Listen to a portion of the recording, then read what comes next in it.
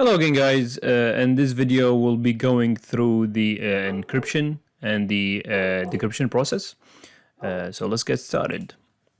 And the content of this video will go through cryptographic terms, also encryption types, the asymmetric encryption and use case for it, what it is, use case for it, symmetric encryption, what it is, and use case for it, and also a case where both symmetric and asymmetric encryptions are used.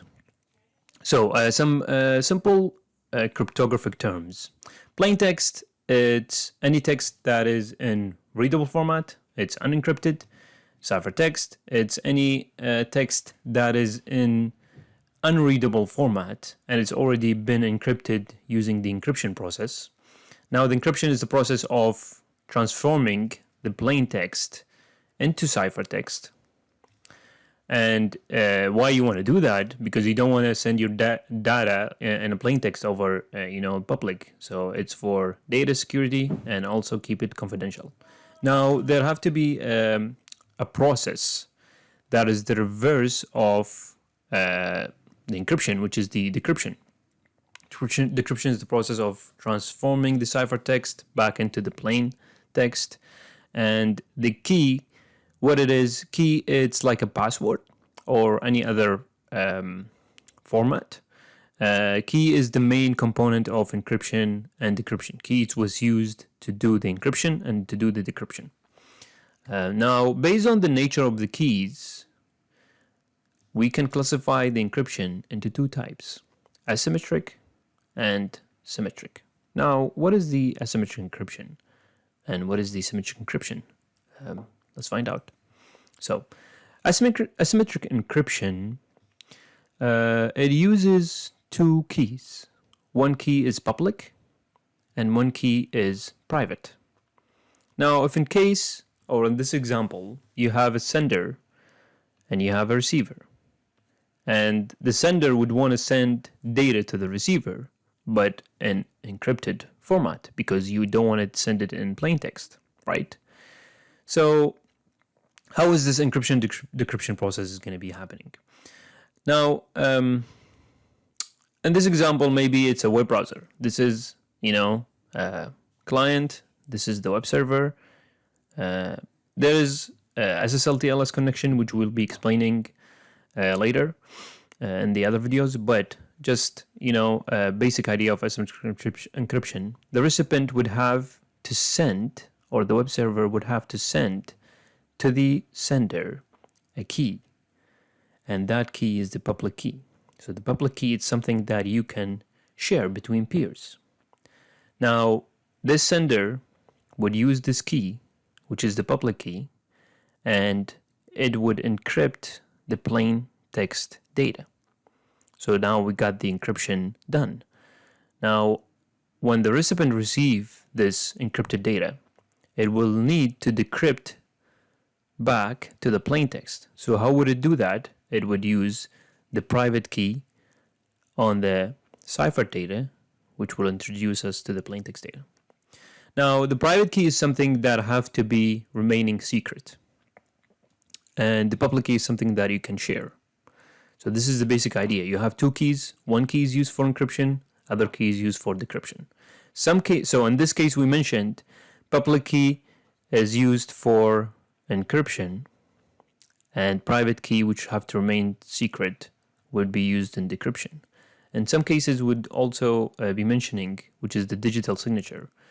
The private key is going to be used for encryption and public key is going to be used for decryption. But the main idea is just like two keys, one encryption, and the public key is always or mostly can be shared. So the advantages of that is better security in terms of key exchange, and you have a public key that can be exchanged without any worry.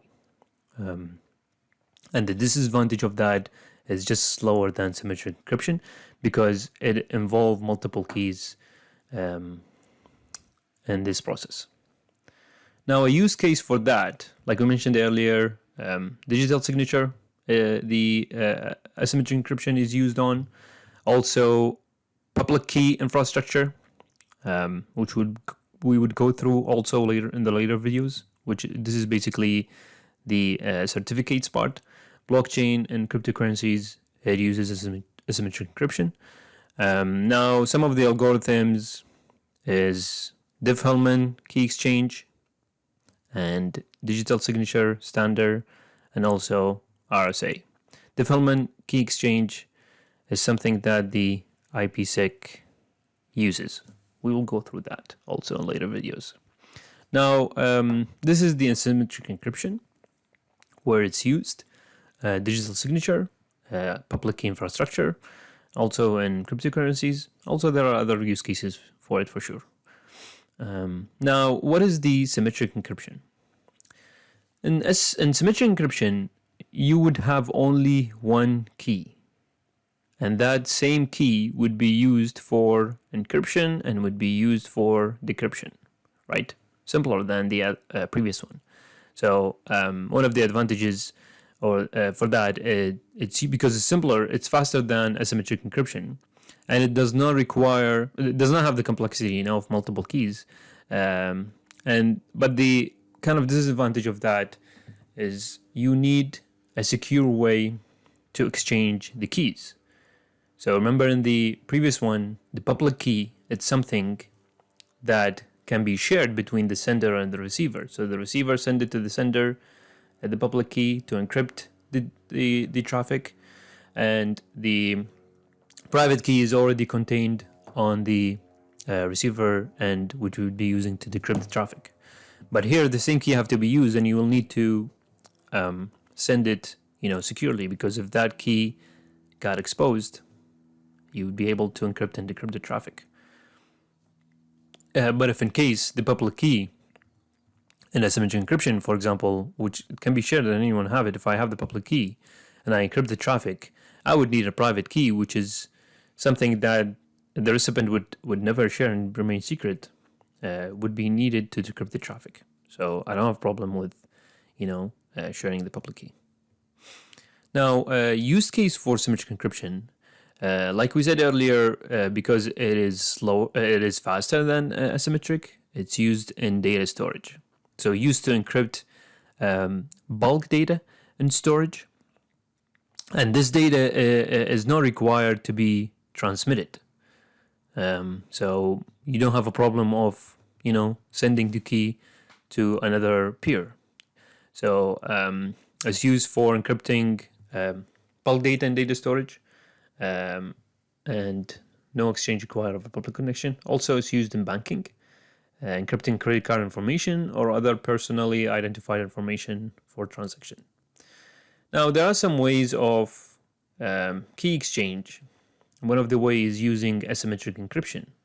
So we use the asymmetric encryption in order for the two peer to come out with symmetric key for encryption. So this way we will be explaining in the next video, which is SSL-TLS. Also, Diffie-Hellman and RSA can be a way of exchanging the symmetric encryption keys. One of the algorithm is AES, DES, and 3DES. Now, a common use case for symmetric and asymmetric encryption together is the SSL-TLS. So in SSL-TLS, the asymmetric encryption is used or negotiated, or there is a negotiation that's happening, and asymmetric encryption would be used first, and then using the asymmetric encryption, we would come up with a way, or both peers would be able to negotiate or have symmetric keys encryption. We'll explain that more in the next videos. But I hope this video was helpful for you, going through the symmetric and asymmetric encryption, basic differences, what is used for and use case for it. Thank you guys for watching the video. Please like and subscribe if you like the video, and stay tuned for my next videos. Have a good one.